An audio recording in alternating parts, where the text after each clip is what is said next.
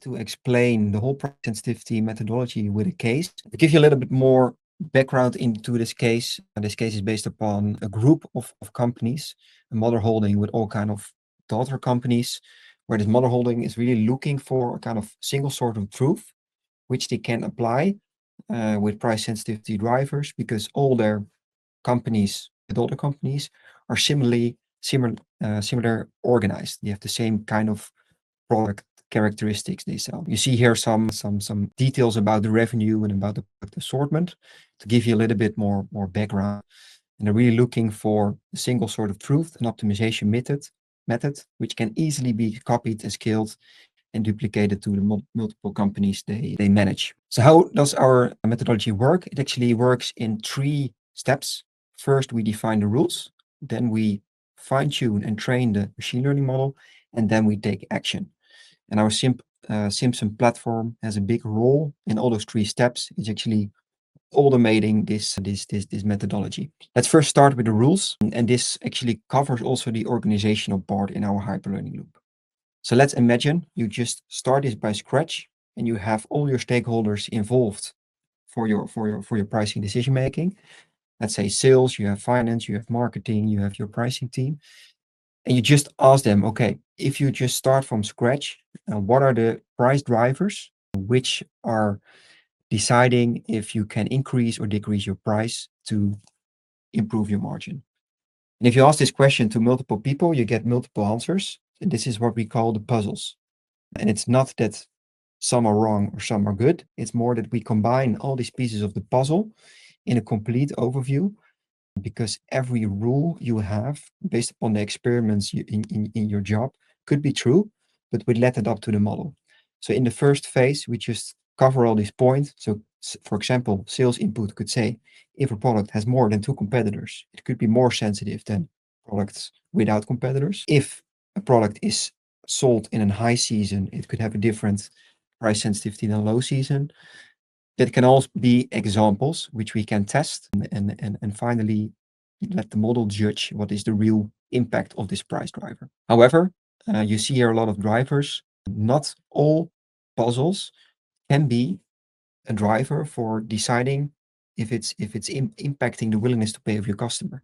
For example, some are just basic automation rules, like the cost price. If your cost price increase, your sales price can also increase. This is more an automation rule and actually says nothing about the willingness to pay for your customer, because this is more a price driver. So this distinction we made actually for you so that we can focus on really the price drivers, what is really impacting the decision for your customer to accept a price increase or not. So this is about the rule based. This is really based upon getting all the expertise from your company. And this is what we call the prior knowledge as an input for the model. So how does it work? The model part, we build actually a model based upon the input you have as a company. And we just let your, as a company, kind of make one consensus of how important is each driver. So for example, if you have the number of competitors, we let you say, okay, to what extent is the number of competitors influencing the decision and the acceptance of the customer that is willing to accept the price increase. So this is the weighting process. We do that in SYMSON, that we just drag and drop all the drivers which are in your price sensitivity model, and we let them weight the weight of each driver. To be a little bit more practical, how does it work? You can actually compare the outcome of the model with a kind of a thermometer. As you know, the thermometer is for the temperature. So when it's really hot, it's red. It's in the upper part of the thermometer, and the same goes up for the price sensitivity model. When it's really sensitive, it gives the highest score, and in this case, the model predicts how sensitive the product is. In this case, we have 4 types of sensitivities. It could be very sensitive, it can be moderately sensitive, moderately insensitive, and very sensitive, which can be compared with very hot, moderately hard or warm, insensitive, moderately cold, and very cold. So this is an example. This is a product, B2B product. It's a kind of a heating pump from Bosch. It has a number of price drivers. It had 7 competitors, and the brand value is an A brand. It's Bosch. It is often first in the order ranking. which from the company, the input was, okay, if it's selected first in the order, then it's likely to be more sensitive. It has a certain value in the product life cycle, which decides the influence the price sensitivity. It is a key product in the installation. So it's also a key product in the customer perception of buying this in his customer behavior. You see on the right side the weight, and the weight is decided by the model with a combination of sales data, but also based upon product attributes. The big advantage of this methodology is that we don't always need full and complete sales data to test this methodology. Because, for example, brand value is already an existing product attribute of your product life cycle as well, key product as well. So you can test and train this model and use this model, even if you don't have a lot of data in your organization. And this is often the situation in a lot of B2B companies that have a very long tail of products, a lot of slow movers. That's actually a big advantage compared to, for example, price elasticity models. On the next slide, you see more an overview to apply these price sensitivity insights, where you have again these 4 scores, but then more in a quadrant.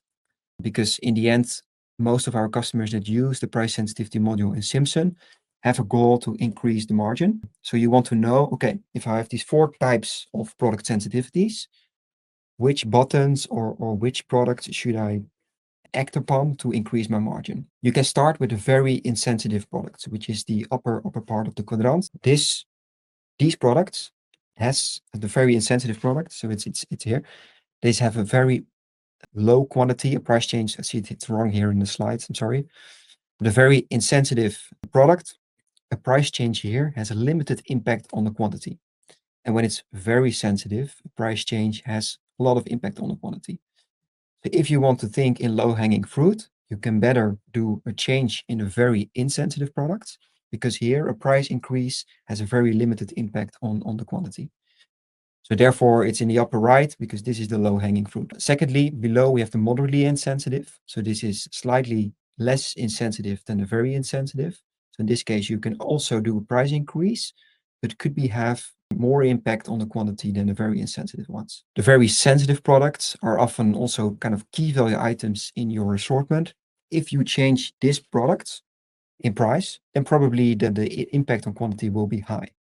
And so it could be a good decision if you want to increase these products in market share or in kind of customer perception, that you give this product a more attractive price, especially when you are, for example, a wholesale company or distribution company, when you have customers that buy products in combinations. It could be that this very sensitive product can be decreased in price to stimulate that customers will increase the share of wallet or increase the purchase of a combination. And then we have moderately sensitive products. These products have a low impact on margin, a low impact on if you do a price change, because here you can do a price change, but the impact on margin and volume is less effective than the very sensitive products. Our software system will help you identify which product belongs to which quadrant to act on it. And that's actually the next step, which we'll discuss in the next slide. So act upon the price sensitivity outcomes. This is also a bit conceptual, but this is the classical graph, I think, between price and quantity, where we have a line.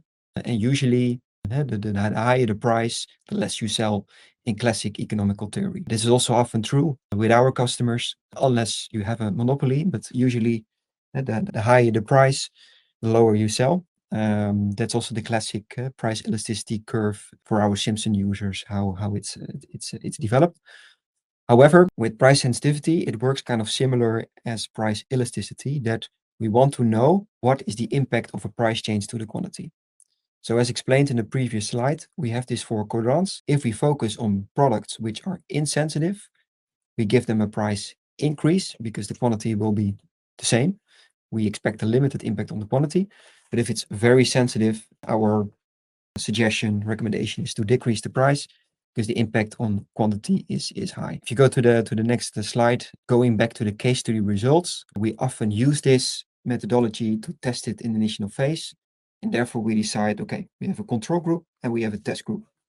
And usually that's split between customers, so that we have 2 groups of customers, or that can also be 2 different types of locations, where the control group just gets the as-is situation. So none of the products are based upon price sensitivity, and with the test group, the products are based upon the recommendations of price sensitivity. It's really the flexibility to the company, how much price change you like to apply. You can be aggressive as you want, but it depends on the context of your organization, how aggressive you want to go with discounts or how aggressive you want to go with your markups. That's really about the company, and it's also flexible in the software how far you like to go. To give you a little bit more insights in the results, yeah, this is specifically for this company, the test results. We saw very effective results when it came to price decreases. So the very insensitive products gave a 14.3 higher revenue compared to the control location. The same goes with the margin changes. The price increases were 16%, 16, more increase than the control location. And the same goes up for the quantity change. We decreased the prices for the products which were very sensitive. There, the quantity change was also very effective compared to the control location. And this is all based upon data of a quarter. We usually test it for a minimum of a quarter because then you see often good results, especially in B2B. On the next slide, you also see a very important graph because the goal is always long term. So the total business case for this price experiment compared to test and control was a business case for 1 quarter of about 71,000. But more importantly, the effectiveness of the price setting shouldn't be short term. And that's why we also take a look at the combinations. So you see here on the right side is that you also want to see, okay, if we decrease our prices, we like to avoid cherry picking, so that one of the customers only buy this individual item. And therefore, we also measure the combinations. And in this case, also the combinations, so the share of wallet the customer buys was also increasing, which gives us for us the indication that the price decreases were very effective because it avoids the cherry picking behavior of customers. So in the end, it's all about margin and revenue, how we test and evaluate the impact. But coming back to the slide where I was beginning, it's all about hyperlearning. So if you test with this approach for a quarter, the model will be retrained with the new data. And this is where the machine learning and the organizational learning will be activated again, because the organizational learning the organization gets also feedback of which driver was more effective and more influencing than others, but also to learn about accuracies, because not the model is, especially in the first phase, not 100% accurate. So you can also learn, hey, where were the expectations different than the reality? And this is where you continuously learn. And this is really our vision, that if you start with this, you become smarter and more intelligent as a company. And you learn actually every day, every week, how to influence the customer decision making.